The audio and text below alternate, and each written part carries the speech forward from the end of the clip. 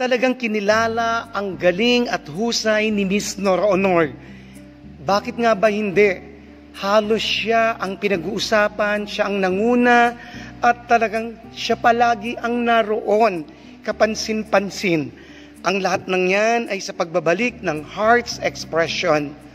Ito po ang inyong lingkod kay Ferdy R, ang inyong ka-heart expression. Kumusta po kayo? Nawa po ay nasa mabuti kayong kalagayan at talagang alam ko na tayo excited, naghihintay ng mga balitang Miss Nora Honor. Of course, talaga namang hindi matatapos ang isang araw na hindi tayo makakarinig ng mga balitang Nora Honor galing sa mga ibang vloggers at talagang sa YouTube channel maging ang Heart's Expression.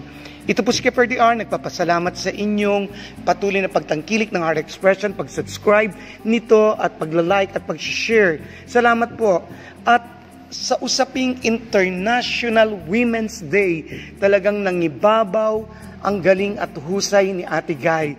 Halos sa lahat ng parangal, si Ate Guy ay kasali at hindi lang kasali, kung hindi siya po ay talagang nandoon sa mga larawan, sa mga pinaparangalan.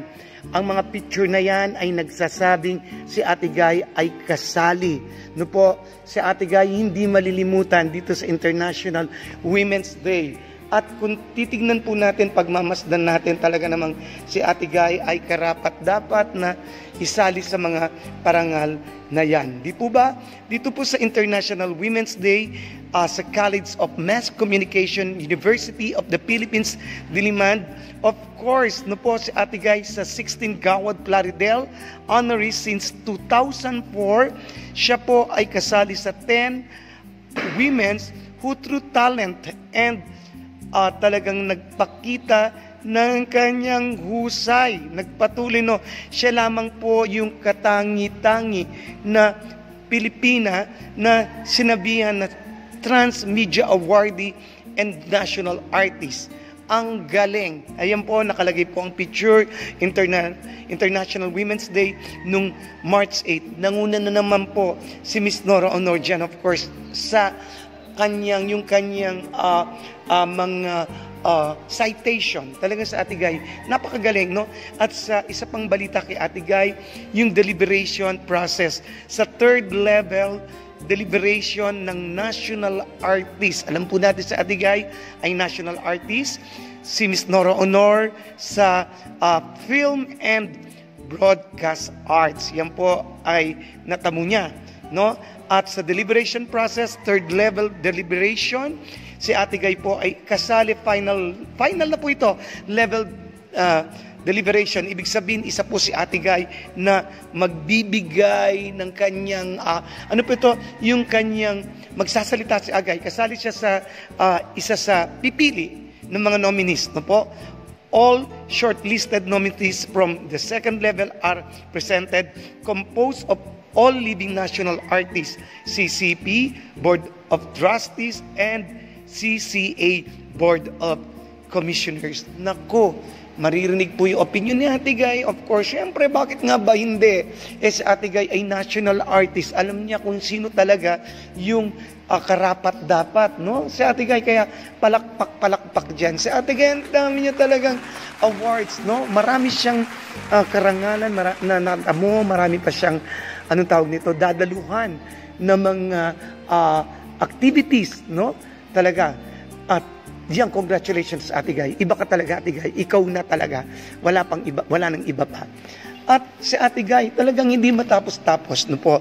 Pahabol na lang po ito at talagang parang kahit na makulit po ako, pero maraming kahit na sa mga social media, kahit na po sa mga Facebook, tinatanong bakit hindi daw po yata dumalaw si Ate Guy sa burol at libing ni Miss Jacqueline Jose, no po, ang magaling na actress. Alam niyo po, sinagot ko na po yan, ilang beses ko na pong sinasabi dito po.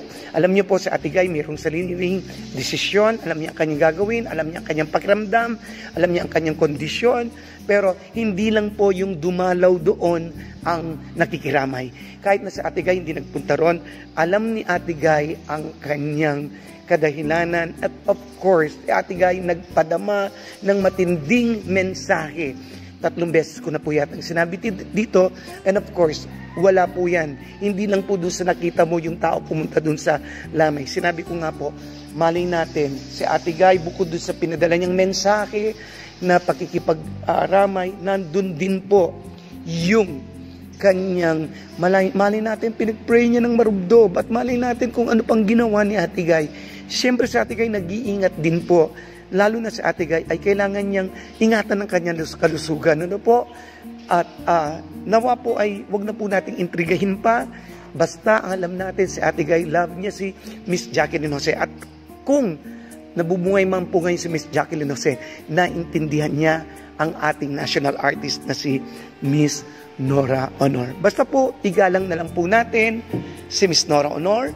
At syempre, kapag ikaw ay nakakaunawa, nakakaunawa ka talaga. Kaya po hindi na po dapat maging issue pa yan. Basta po panoorin natin sa Ate Guy sa kanyang mga nalalapit na, ayan, meron naman po siya sa CCP, yung kanyang The Floor Contemplation Story. Kasali po yan, mapapanood po natin yan.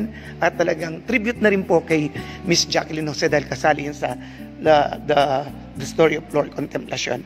Ito po si Kiefer D.R. na nagsasabing, as long as there is love, we will stand, and to God be the glory. Maraming salamat po at mabuhay. God bless us all. Thank you. Please like, subscribe, hit the bell button. Arts Expression. Go, go, go!